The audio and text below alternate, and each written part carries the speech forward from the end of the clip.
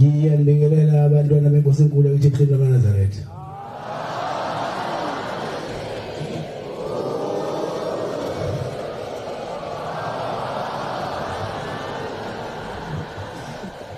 Konzo isabatha semiso bhathela umfundisi Mvubu wasenhlala kahle inkosi imbusisi.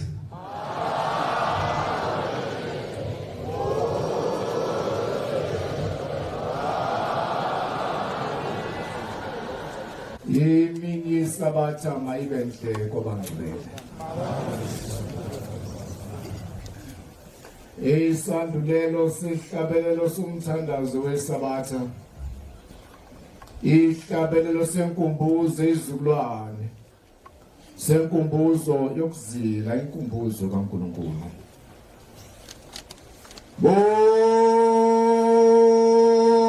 Bongeni O Jehovah, Manazaretha, Nesulana, Sinu.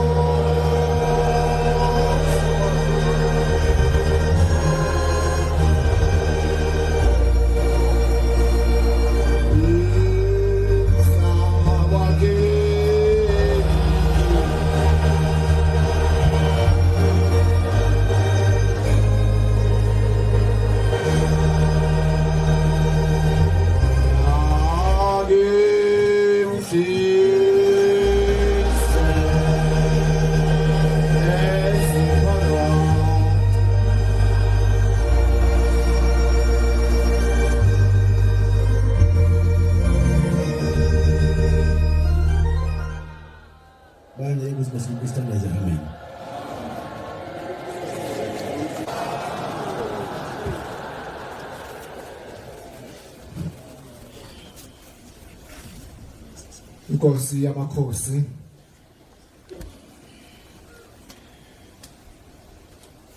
siyabonga uthando olungaka osithande ngalo ngo-2023 saze sawubona lo nyaka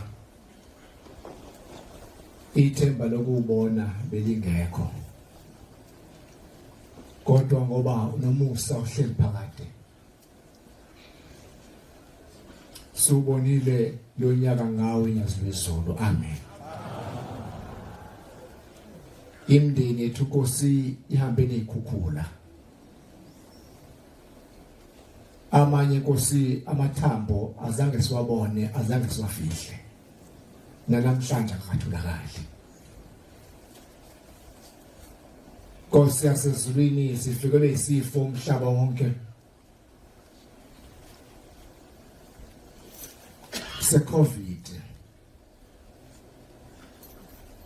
kodwa uhlengile kwaze kwafika lesi sikhathi sisenyama ihlangene nomphefumulo sesiphezu kwalentaba yakhe ingcwele amen.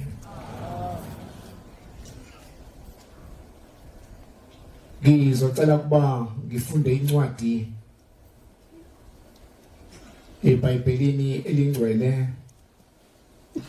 sofunda incwadi kaGenesis oqala sifunda amavesi ayisihlanu. Genesis chapter 1 from verse 1. Eqaleni uThixo wenza izulu nomhlaba. Umhlaba wawize uyicenge kwakumnyama ebusweni bamanzi moya kaThixo waya wahlala ebusweni bamanzi wathi uThixo akube khona ukukhanya kwaba khona ukukhanya uThixo wabona ukukhanya ukuthi kulungile uThixo wahlukanisa ukukhanya nobumnyama verse 5 Thixo waqamba ukukhanya imini waqamba ubumnyama ubusuku ukuhlwa nokusa kwaba usuku lokuqala amen ngizocela kuba ibandla lingibambise ingoma yamashumi ayishagalolunye neshagalombili 98 Isabatha namhlangosi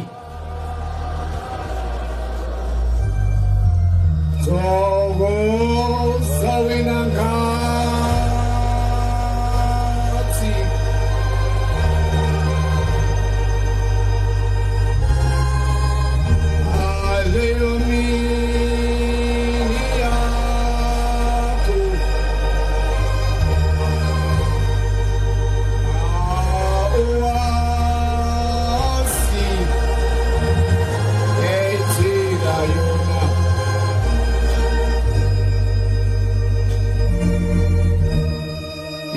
Sabatha namhlangosi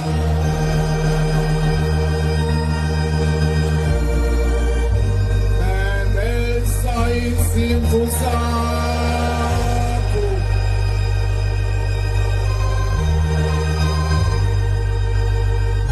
Zona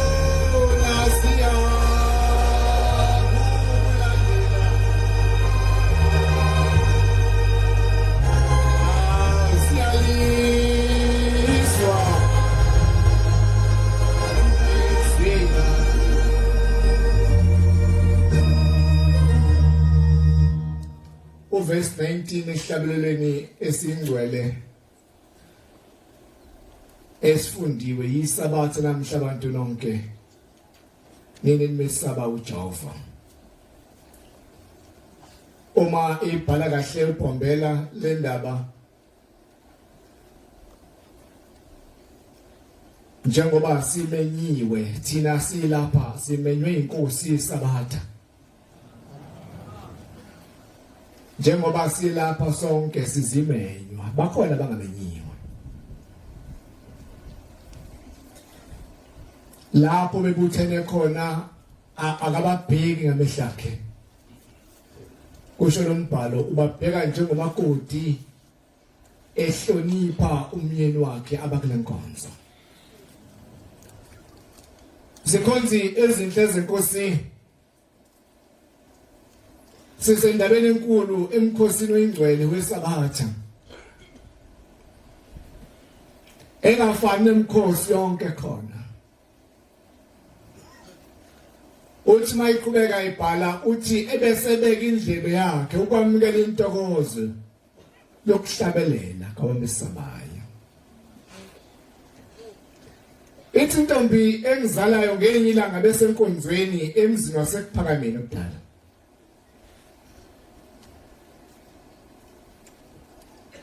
uthi inkosi yayisisukuma isithi ngizocela umshumayeli ngeke ngimushe isibongo sakhe ngoba ingane zakhe ikhona lapha endlini angifundele umthandazo wesabatha wayesesukuma lo mshumayeli wayeseqala njengoba siqala sifunda umthandazo wesabatha wahlabelela ivesi lokuqala kwathi kwelesibili uthe eqhubeka nalo lesibili ivesi inkosi yasisukuma ngenyawo leshaya itafula yathi hlala phansi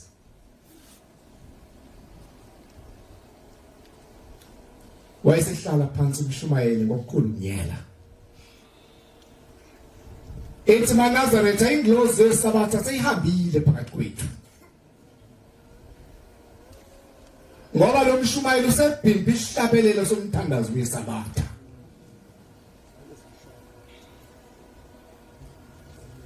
Zikhonzi ezinhle zenkosi sisendabeni enkulu kulo mkhosi wesabatha esimangaliso.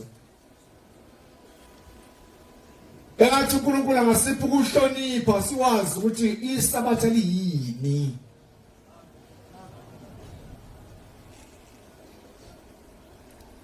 Izocela ezulwini ukuthi ngigxile kule ndaba engikhuluma ngayo yesabatha.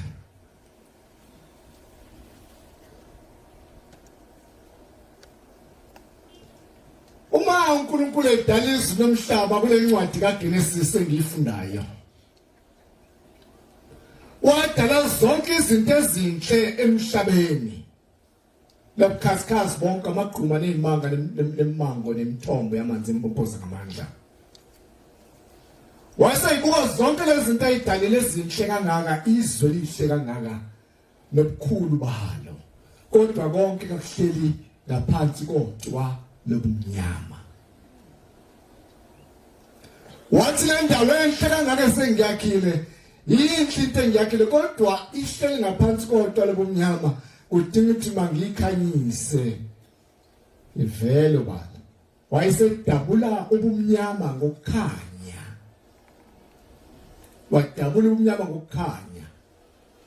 Fana neaphula elilodwa mawuthatha ummese udabula kuphuma ingcezu ezimbili. Wadabula ubumnyama ngokukhanya kwaphuma ingcezu ezimbili. Kwakhona ubumnyama, kwakhona ukukhanya. Lezi zinto zombili mawuyihlanganisa uyilumbanisa, lethi iBhayibheli verse 5. Kwahlangana ubumnyama nokukhanya kwase kwakho usuku lodwa. Ngakho ke Nazaretha ingcwele. Isabatha likho namhlanje kumba iqali namhlanje. Kodwa isabatha lingena izolo ngolesihlanu ekushoneni kwenhlamvu yelanga kwaqala ubumnyama. Lobumnyama buqala izolo ntambama upart 1. Kwahamba ubumnyama ubusuku bonke kaze kwasa namhlanje ekseni. Kwase kuqala ukukhanya namhlanje ekseni. Kuyothi la kuphela khona ukukhanya kuhlangana ubumnyama nokukhanya kwakho usuku olodwa ugcwele. Isabatha bese liyagcwala ayibonge inkosi. Yiki isabatha lethu iqala ngolesihlanu.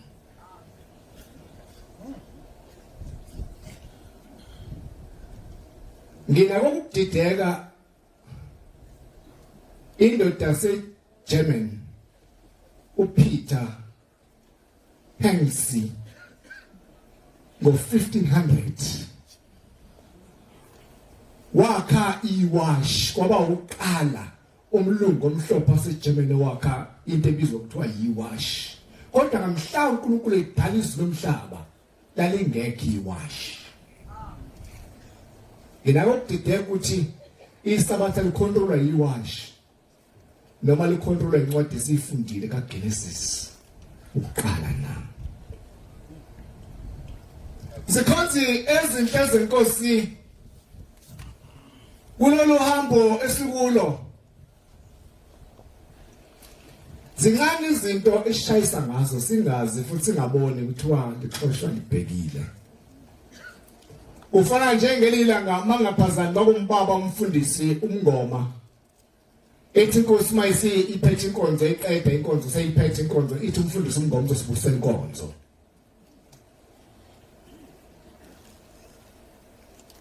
Wayesebusisa umfundisi wenkosi. Mayibusisa umfundisi uthi siyabonga Nkosi yasezulwini ukusithwala sibe lapha. Siba ngumsa wakho nothando lwakho. Sikhumbule Nkosi uzukhumbule izukulwana zethu nezingane zethu emakhaya. Khumbule nabasendleleni abezayo. Ubabheke Nkosi sicelela imbuzi zethu nezinkomo zethu zande emakhaya. Nezivuno ikhule.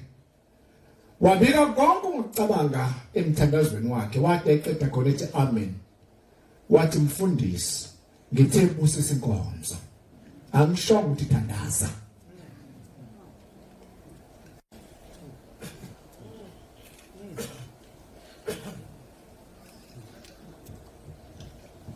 Nababili nabathathu Bebuthene ngezwilami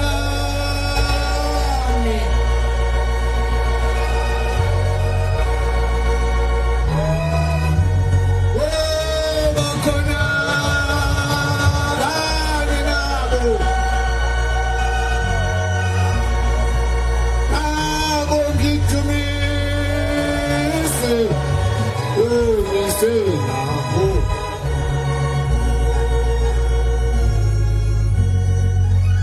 lela umfundisi ingoma ushintsho uma ebusisa wathi yela ngashintsha ngalo ukukhuleka kwakhe noma ukubusisa kwakhe wayithi ukuhlangana kamoya ingcwele nobudlelwano kamoya ingcwele makwehlele phezulu kwethu kubusa iconsistency ngegama lika Shembe amen finish amen ngoba ubusisa ikonzo uthatha imithandazo yethu sonke uyisa uShembe ukukhuleka phezulu kwemithandazo yethu yena obusisayo kuphela ebese kukhulekela thina acelele thina zonke izinto esikhulekele thina kodwa masinikeze ukuthi asibusise inkonzo fanele sithathe imithandazo yabangcwele siyimukise enkosini amen ayibongwe inkosi Zijabazi inhlanze Nkosi ngikule nkonzo yesabatha esiminye kuyo sizimena zayo akababheki nangamehlo akhe kodwa babheka njengomagodi ehlele ephumeni wakhe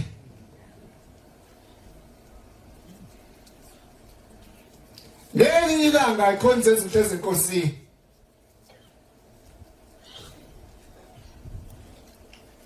umfundisi esemhlanganweni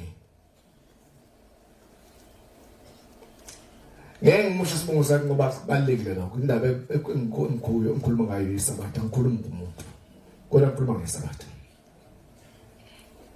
wayesenkosini wayokhonza wathi Nkosi ngiyacela ukuthi inkosi ngivumele ngibuyele ekhaya ngiyobheka izingane ekhaya umoya wami inhliziyo yami ingibize ekhaya uthi baba kuye ngoba lesihlanu nje namhlanje mfundisi sekuzongena inkonzo yesabatha ntambama singenisa isabatha uzogodwa kanjani uthi umfundisi inkosi baba inhliziyo yami ngiyizwa isekhaya ingibize ekhaya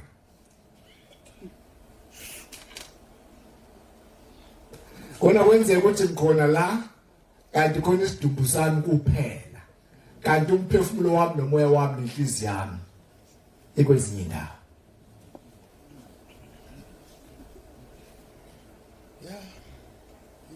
Inkosi ngenye imini sithe masibheke sibukweni sasezulwini sihlala abantu kulomhlangano omkhulu ongaka olapha kaJulayi kodwa semasibheke sibukweni sasezulwini sathola bengibhijana abalapha kodwa basemakhaya bebaningi belapha emhlanganweni inhliziyo ikephi lapha khona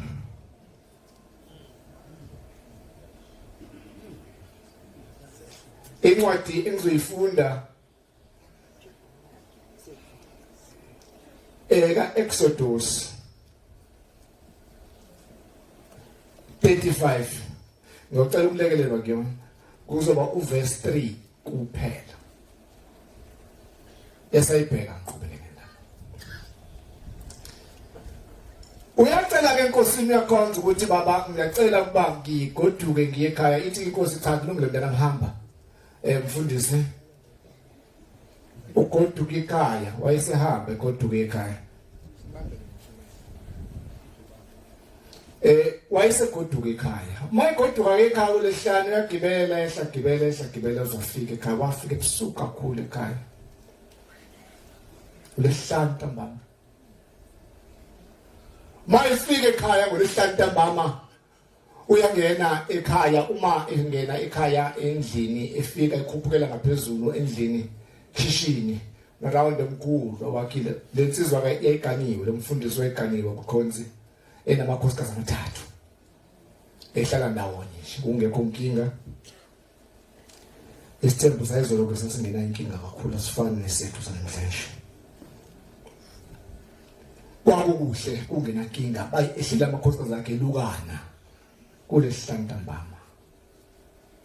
Kodwa mayingena endlini wathi mayingena endlini wafica ikhobe lomlilo libasiwe othe umlilo ngosuku lwesabatha selingene isabatha.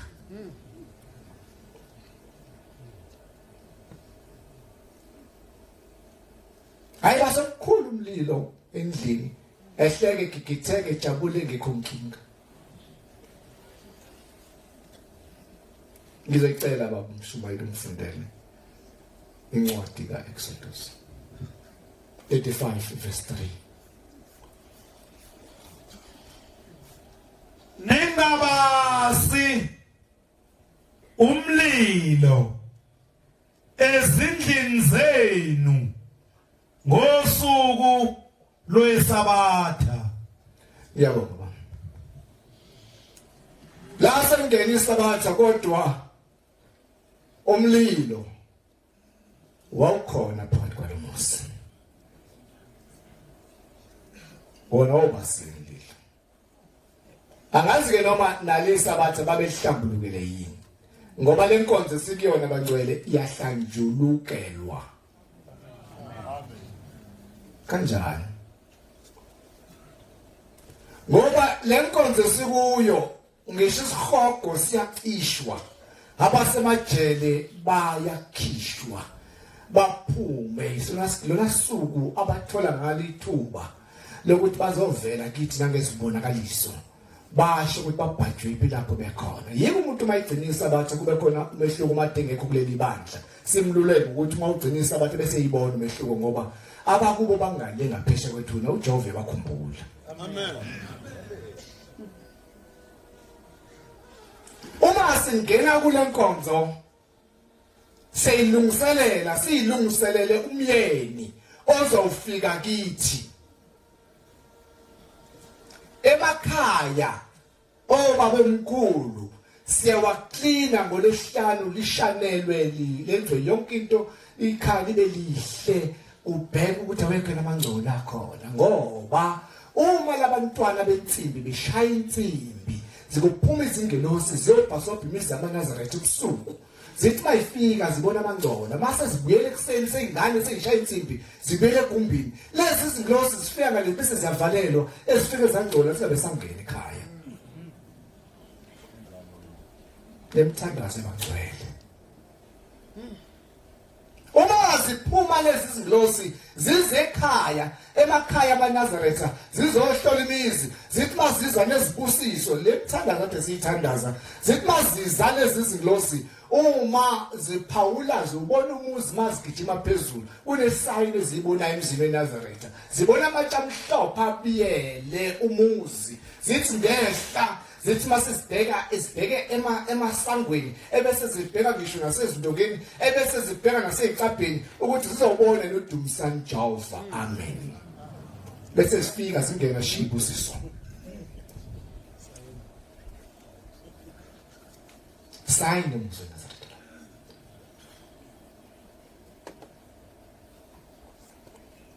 zikhathi ezinhle zenkosi lenkonzo yalungiselelwa uma usegezile abe clean ebese ngishikhaya lakhe akulona indlu esindwa isindwe korobwa ikorojwe kube clean kusha umoya ngaphakathi endlini. Amen bangcwele. Amen. Lelibandla sikulo ibandla lenhlanzeko.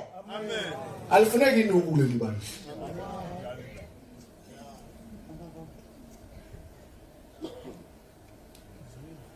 La emthandazweni okulala uShembe usibhalele kahle kakhulu ngokuba uJehova yabahambela abantu bakhe kulaleni kwabo. Niyangizwa ngokolo uverse 35 ngokuba uJehova uyabahambela abantu bakhe ekulaleni kwabo uyiphathe kahle indlu olala kuyo ukuze uJehova angekakucunuke kuza kuwe ngephupho. Ubona uphupha amaphupho amabi nje kuthi akho clean.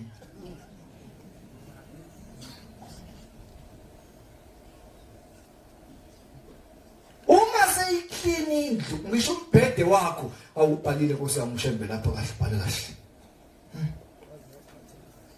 Verse 32 uJehova bavezela bakhula kuya ngokubesabe bengangcolisa embhedi abalala kobazi bakhula bephezulu kwawo lembhedi baphathe kahle amakhukho abo abalala kuwo namhlanje sidala ama double bed phathe kahle umbhedi wakho lala kuwona kubhalwe lapha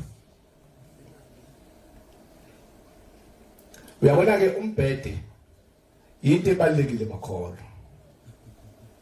sikhona esontweni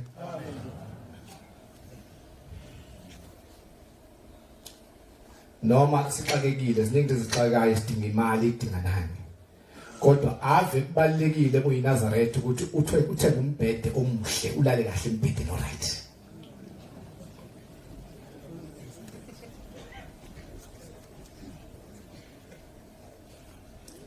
uyabona mawunombhede oyiskebe uthi mawulele umzimba wakho ushone phansi ubona inyawo awulungile lo mbhede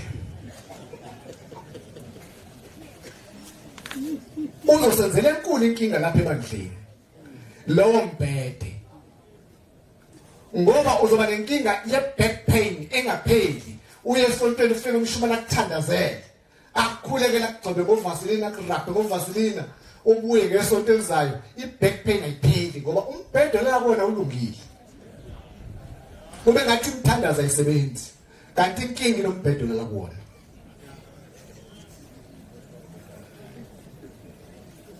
phathe kahle amakhukho silala kuwo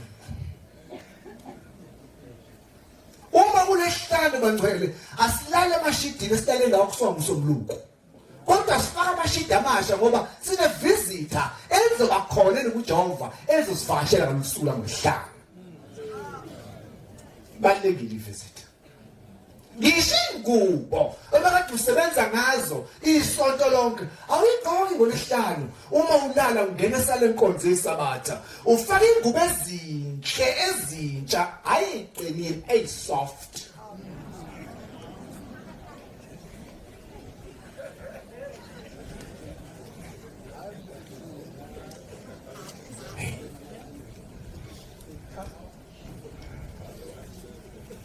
ebese uyalala athi uShembe noma uphapha amaphaqo ebusuku wenze njani umkhonze ebese uyaguqa nomphaphama phakathi kobusuku ebese uyamkhonza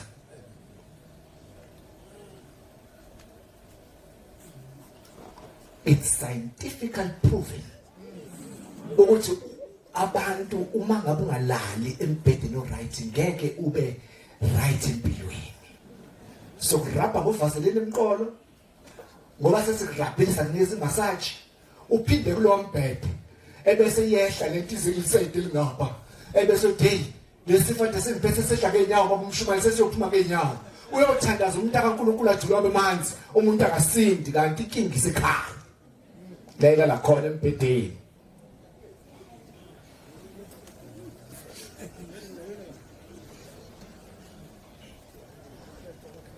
ngikule nkonzo yesabatha esimene kuyona ayibonga Nkosi ngikule nkonzo yesabatha esimene kuyona ukuthi kule nkonzo singama VIP singabantu ababalekile ngendlela esimangaliso kuyo baningi abantu esikholwa nabo abangekho lapha ongahlangana naye emall ngalosuku namhlanje ngoba kamenywanga lapha kule nkonzo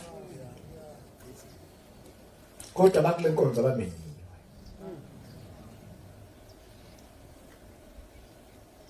ake ngibele kule ndaba yomfundisi uthi umfundisi esefika ekhaya basiwe ithi incwadi eqedwa kufunda eExodus ethi ningawubasi umlilo endlini zenu ngosuku lweSabatha waxabana namakhosikazi akhe kwaba muncu ekhaya uthatha amanzi waqhulela ishebo na yonke into edinwa ukuthi babase ngosuku lweSabatha sibephula iSabatha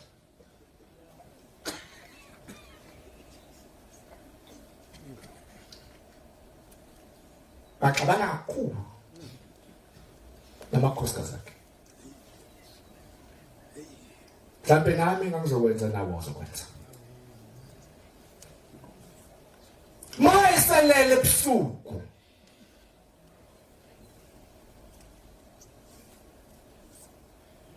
uyaphupha kumbe uyaboniswa kumbe ubona isiboniso asibonayo khonto ayibonayo utheni ushembe emthandazweni wethu ukulala uthi ngokuba uJehova yabambela abantu bakhe lani kwabo uyiphatha kahle indlela kuyo ukuze uJehova ngakucunuka ukuza kuwe ngephupho ukuza kuwe ngephupho uma iclean indlu yakho kulunge kahle konke lokushoyo uzofika uJehova uthola amaphupho amahle kodwa mangaclean kungalungile angeke wathola amaphupho amahle uzophupha nje ujahwa abantu kabi uphupha izinto ezimbi zodwa uphupha undiza amaphupho amabonke lawo angezi nakuwe Nkosi sho njalo petition wakhe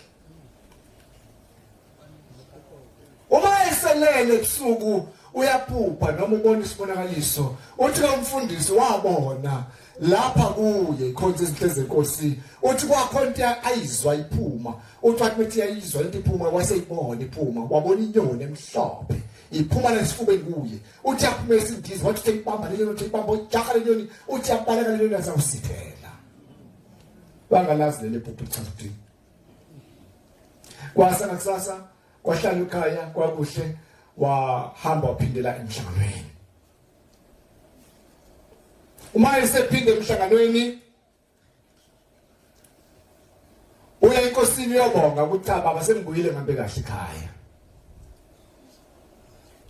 ebese ethi baba kodwa ekulaleni kwami lephupho elindidile engalazi ukuthi lichaza ukuthini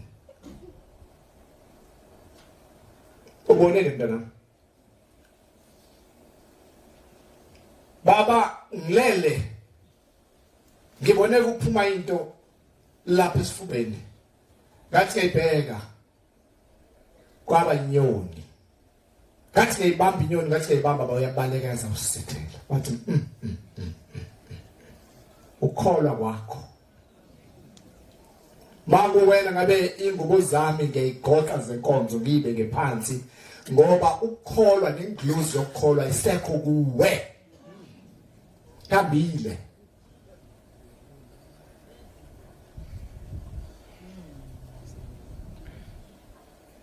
ukholwa kwakho akusekho kuwe sekhambile ngilombuzo ikhonza osenhlizweni yami ukuthi mina okwami ukukholwa kusekhona yini kimi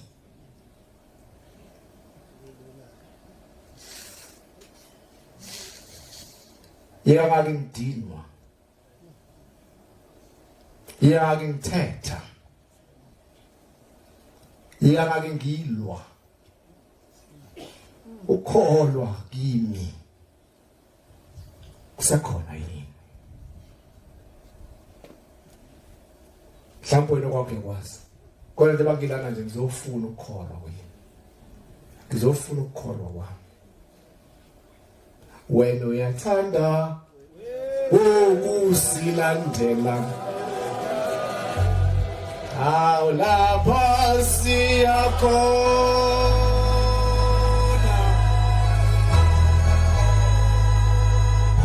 awukala ngokuthembisibindi awuwela lapha siyakhona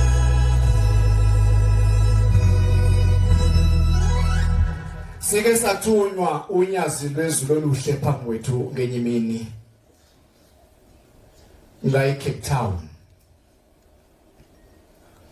sasamba nobaba umfundisi walapha ekhaya sahambela amabandla amakhulu amabili saqala ngebandla lama-Muslims lapho saya khona emos ngosuku langolesihlanu. Isayini enhle engayifica ngamaMuslims sigqoka amasuit no nezicathulo zethu ipholishiwe. Sathi mathi siyafika emosque kathi icathulo ingini. Sayikhumula, sayibeka kathi asigeza inyawo. Kunompompi fanele ukhume icathulo kusugeza inyawo. Ngaphambi ungene endaweni engcwele.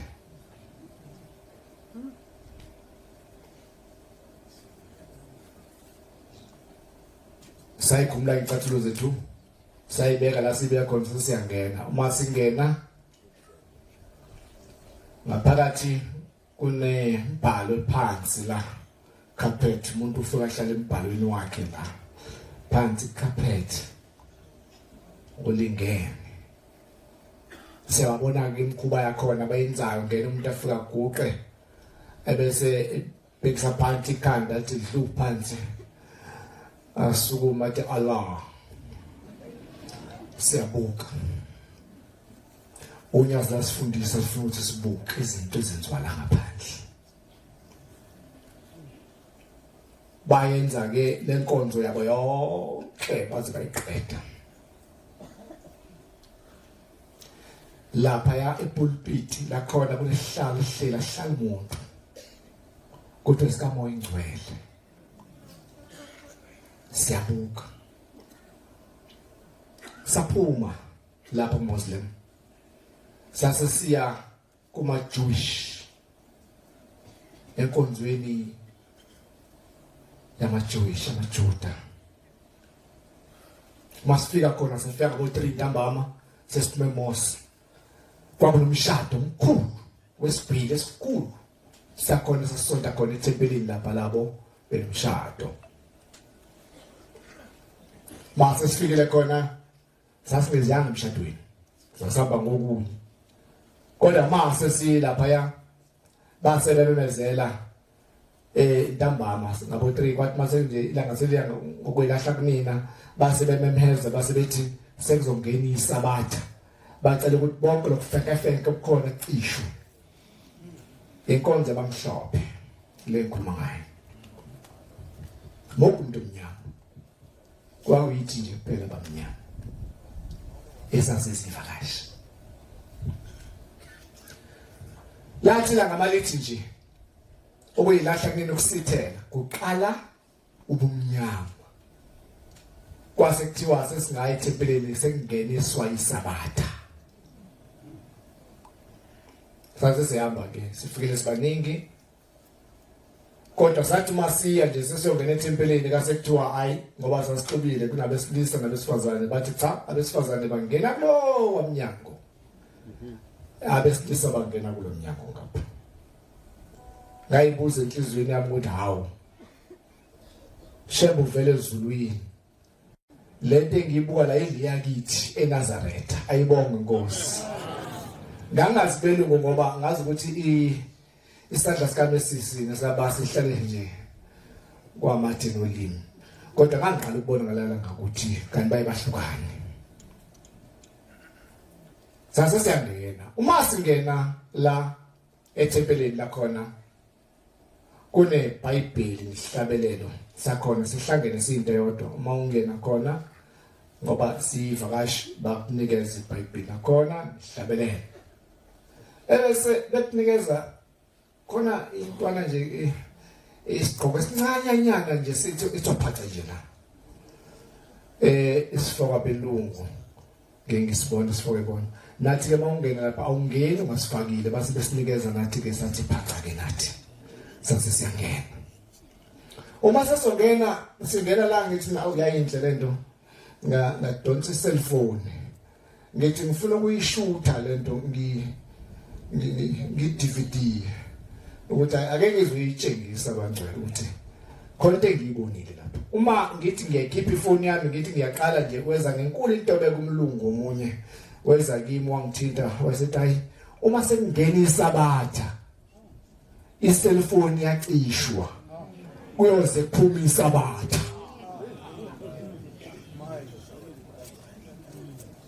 Ngeke ngishawuvalo ncane.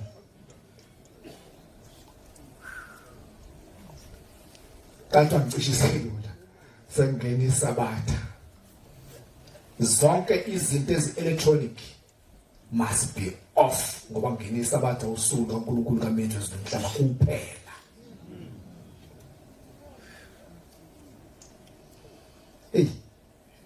Ngafuna ukuthi anto umuntu ungathi usekude ngesilabhasi la usazosetshenzwa zikhothi ezinto ezenkosi sasasingena uma sasingenile lapha ngaphakathi wasuqala umpetesho wesabatha wathi ufundayo wawuvula akawufundi ngesingisi i-translated ibhalwe ngolimi labo les-Jewish noma les-Greek ebese ngapha bese ibhalwe nge-English siyalandelana uyafunda bese kuyahlatshelelwa njengoba sihlabelela nje bakhonzi aqeda ukuhlabela bese eyaxhuma aqhubeke nokufunda 45 minutes njengathi lapha ekhaya wazwaqeda bathi umthando wesabatha sewuphelile ke manje selingenisiwe isabatha ngolisihlanu. Ayibonga Nkosi. Athi umuntu ubethunyelwa ukuzofunda izinto eziningi lapha. Incwadi engivala ngayo eKaMateyu 22 verse 14. Nkosi yasezulwini siyabonga Nkosi, sibonga ukusithwala sesuka emzini waseBuhleni sisofika phakathi kwaleli khaya bese ngeke sibe namandla ngaphandle kwakho, kodwa Nkosi usithwalile sasafika phakathi kwalomuzi nomsebenzi wakho. Siyacela Nkosi engcwele uNkulunkulu omkhulu wasekuphakameni usiphe baba inhliziyo, usiphe Nkosi ulalela izwi lakho nokwenza ukuthandwa nguwe. Amen. Ngifundele baba 22 verse 14 Mateyu. Abamenyiweyo baningi kodwa abakhethiweyo bayingcosana. Ngiyabonga baba. 2016 sengihlala phansi ngo-2016 siza kulo muzi waseKenani. Ilanga lalishisa ngendlela esimangaliso. Kalibili itiye labangcwele uthi alibeka unyawo ucaca ukuthi hayi kulikhulu. Safika kanzima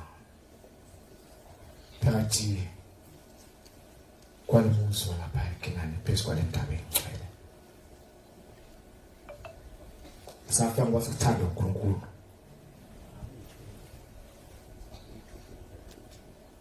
Kodwa uma sesibile emuva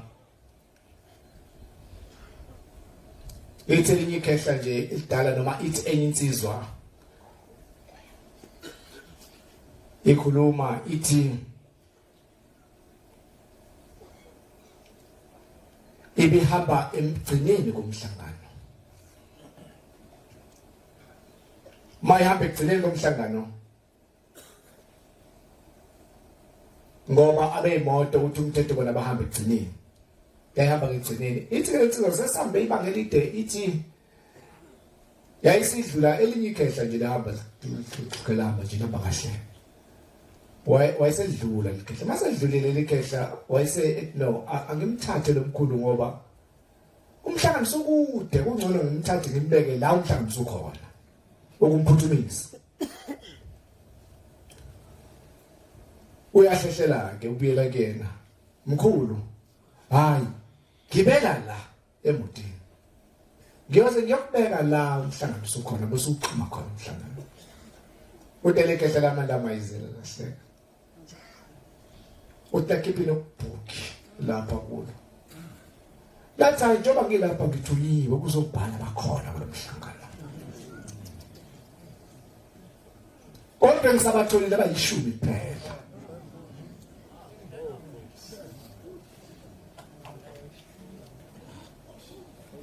abamenyiwe baningi kodwa bakhethiwe bayinxusa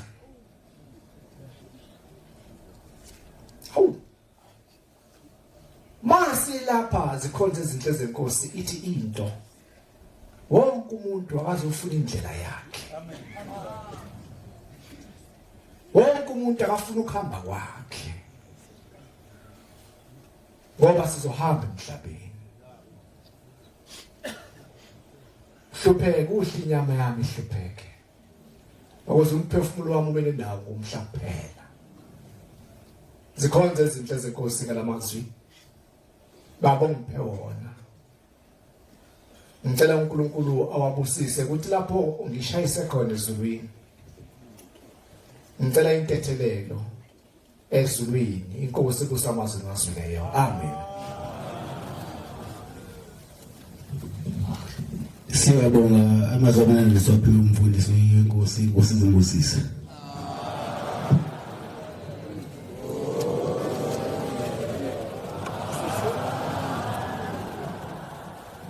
Sizobala inkonzo yethu yamanje ngesihlabelelo samakhulu amabili amashumi amane nambili 242. Sicela umbakelo ngidwa khona lapha ekhaya sona sihlabelele inkosi ibusise.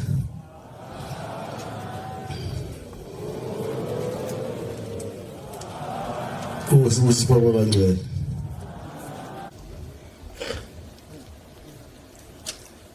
Ngihlezi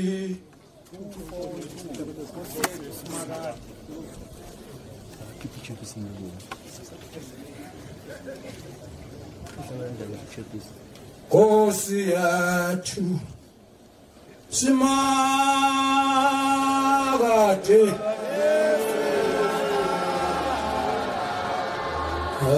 awusimi